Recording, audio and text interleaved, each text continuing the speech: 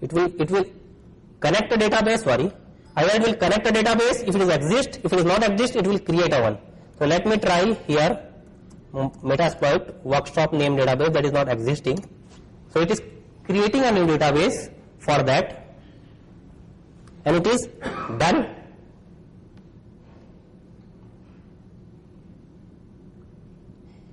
Database, I am not going to much show you a database how that it look like. You can see it yourself. And now once I am connected, what I am going to do, I am going to scan a remote machine 102 is my Windows machine, am I right? And it will do an nmap inside the Metasploit. You don't need an external nmap command, of course, but you should have nmap libraries and all this thing that is required to run this command. So now it is scanning an nmap, doing an nmap on the XP machines. Let's wait for a minute or two to see what all the results are. And again you might get the same port opens. Yeah? As we are pointing to database and generating and storing all the data using local. Pardon, local? Using SQL or anything. Yeah? Not open to attack the attacker. No, I am not getting you. We are using an SQL server, right? Mm-hmm. My MySQL server or SQLite you can say, yeah. Yeah? So when we are running it, then standalone or with a disk privilege. Yeah. Okay. Is it not open to attack the attacker? If I run on 127.0.0.1, I mean, yes, everything has a vulnerability. If you patch it properly, if you do an hardening, how somebody can scan or attack? If I have a firewall that doesn't allow incoming connection on that database.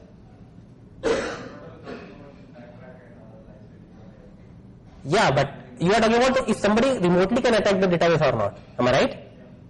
That's why I'm telling you, if I run that database on 127.0.0.1 local loop back address, nobody is able to connect that from outside. Or if I have a firewall that even not allow incoming connection for a database port from outside. So it does depend how you secure your system. You need to run services. You cannot stop. You can say HTTP is vulnerable, that's why I will not run on the machine. That is not going to work. You have to secure it. So this on you how you can secure it. So in normal case, what I do if I don't require anybody to connect to my database from outside, I just run it 127.0.0.1.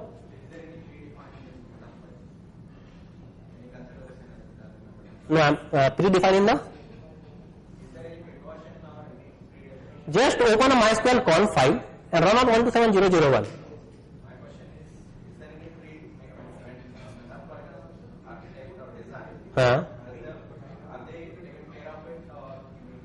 No, because a MySQL is not a Metasploit project. MySQL project is different from Metasploit. MySQL is just using it to store the data.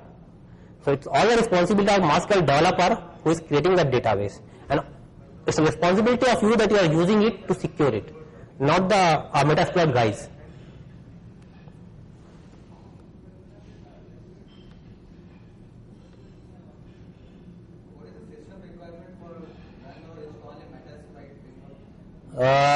In any LMS machine you can do it 512 MB RAM is more than sufficient.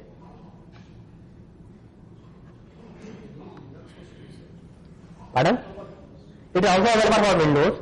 Any Windows or LMS machine with the 512 MB RAM is sufficient, but if you have 1 GB that will be, of course. If you are using a normal Linux or Ubuntu machine, you have to install the Ruby as well. And by default in the some of the you will find Ruby is installed. So it depends on the. There is the option of with your own exploit. If I have an exploit written in Python. Yeah.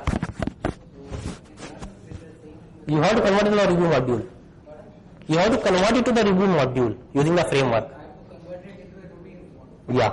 Because Metasploit is Ruby, and if you want to write as a module or exploit, if you have on the Python already that is working, you just need to convert it to the Ruby. So basically, you have to write an exploit or a module in the Ruby only. I have already got a particular exploit written in Python. If you want to attach with the Metasploit, So that's what I'm telling you. You have to. I have to again convert that to Yeah, you have to complete that exploit code or the. Pardon? You got to convert a complete exploit code into Exploit is, payload is a payload always. Whether you use a Python or the Ruby doesn't matter. Shell code will be always shell code. You have to just change those interface of the command that you are using on the Python in the Ruby. So you always find the equivalent APIs on the Ruby as well that you have in the Python to connect to some server. Like if you find some vulnerability on SQL server or FTP, so there might be some API on the Python that will connect you there, and then only you can upload the payload. So in the Ruby also you have same kind of API you have to connect to those servers. If you have to exploit something, the first requirement to establish the communication, and every protocol communicate in different ways. So those module or those API on the Ruby on Python is nothing but to provide a communication method for one particular application protocol. information like equivalent APIs of Python, APIs of Python equivalent of that in Ruby, that is available like how? Everything is available on the internet. Just go on the Google, search for it, you will find each and everything without any problem.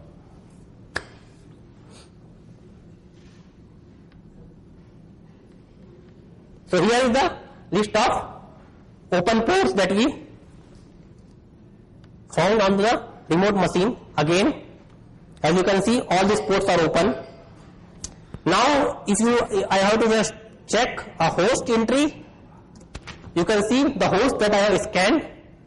What are the hosts that has been scanned by me on that database? If I have to check the services, this is the list of services that is visible on the console as well, already entered into the database. So you have a list of hosts, list of services, and various other commands. If you just do db underscore, you will find. If you are not running nmap from inside, you can import this report. Okay, it supports AMAP, it supports Nasus, nmap, Qualys. Yeah, Qualys it supports. If you have a Qualys report in the XML format, you can import here as well, and you can use that for the vulnerability exploitation. Then you have something called db-vulns that we will use on when I will show you a demo of the Nasus. So now I have everything ready. I have a list of services, I have a list of hosts on my database. Now I want to automate it. So this is the command db-autocon to automate it. Very simply, select a module based on the vulnerability reference. It might not, we don't have any vulnerability. If I will do a db-vulns, because nmap doesn't detect the vulnerability, will not find any vulnerability here. But still let me do it. db-autocon -x -p, select a module based on the open port, launch and exploit against all mesh target, use a reverse connect shell. Okay, we don't want, or if you want, whatever. That's it, I think. Remaining option you can simply ignore, like upon this. Now what it will do, based on the open ports, it will select a module and start exploiting the remote machine. If any session will be open, it will show session 1 is open with the remote machine. So suppose if you have a network of 200 or 300 machines, one session is open. So no, it's not open, it is just trying. It will take a lot of time, so I am not going to continue it. It might take 20 minutes just to exploit this, possibly because I am running on a VMware. So now you can see it is exploiting one by one based on the open ports on the remote machine. So first I did a scan of the remote machine, and then I imported all this result on the database, and then I automated it. Does it sense the target operating system just to make it faster? If you have a vulnerability report, like I am going to show you a Nasus one, everything is there with the report only. So you don't even need to think about that. This is a simple nmap one. And if I will talk about a Nasus, it will have everything, because Nasus report is more comprehensive because of vulnerability scanner. Metasploit also like gives the update. So for updating of Metasploit paper, it's like a drag and drop kind of this is required some kind of update, some engine so that There is one command called Aseem space update. On the Metasploit directory, just go and type that. It will automatically update from the repository. I don't want my machine, which is where that Metasploit framework is running. Huh? I cannot connect that machine to the internet. Yeah. So offline, can I download that this thing? Yeah, you can do that too. You can do that too without any issue. You can create a repository your own first, and then you can say all the machine that has a Metasploit that is not connected to the internet to connect to that repository and update from there only. I'm using the Nasus database. Yeah. Nasus 2, and then now the Nasus also required to be updated. Yeah. Basically, the idea how happen in the corporate, they normally used to have one repository server, in which that is connected to the internet. All the things used to be updated on the repository server, and remaining all the machine on the network, if had those kind of things or those kind of software, they used to update from that repository server. And most of the software very seamlessly work on that particular model without any problem.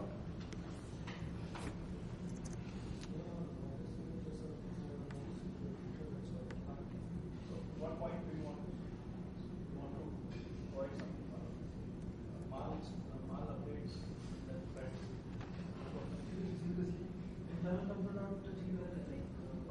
makes sense and genuine.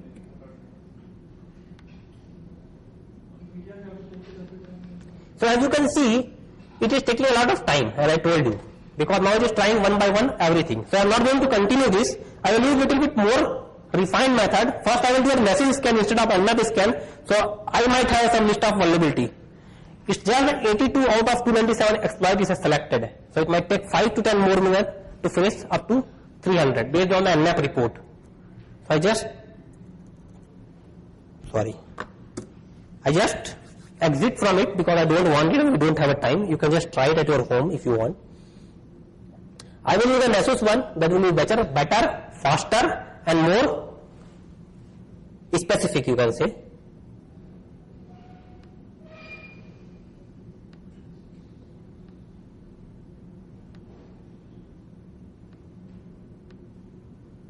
So for that, Asus should be run on your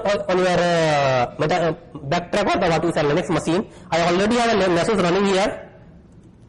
There is two things called, one is called home feed and one is called professional feed. Home feed is free for all. Professional feed you have to buy a license that is around $1,200 per year per installation. So here you can see Asus is running, and then if you have to connect to an Asus server, you can connect using the web interface on the port number 445, and you have to create a user to log in onto the Asus. So I already created our Asus username Murtuja and password is Murtuja as well. On the XP also, sorry, a backtrack image that I have on that hard disk, that is already there if you want to use it. So I have a Asus running. Now only thing that I have to do is load Asus, and Asus which of Metasploit is loaded, as you can see, and then you have various Asus command. If you do Asus underscore, this is all the command that Asus has inside the Metasploit, or you can say this Asus plugin has this much command to support to the Metasploit structure. And how you communicate with the Asus?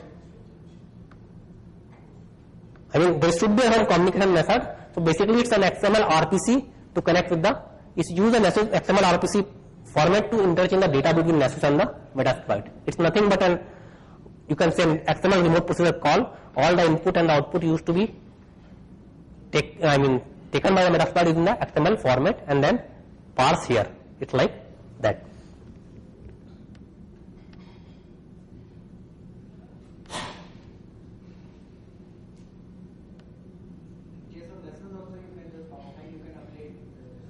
Yeah.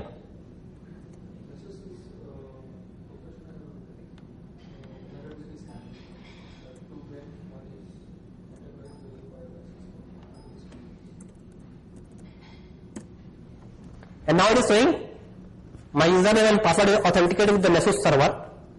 I am connected, I am authenticated.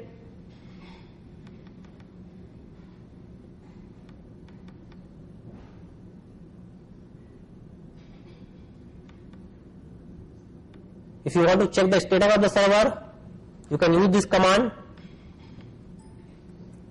Asus server status, and it says home feed 4.2 version. This is all information about the servers. A version of that is 2.4.6, web version, whatever. Who is the admin of the Asus plugin list? Scan new. This is the something that we are interested into. So how the Asus work is, they have a list of policies. I mean, a predefined policies. Suppose you are scanning in a network where you don't have a Windows machine, you only have a Linux machine, or you are working in an environment where you have only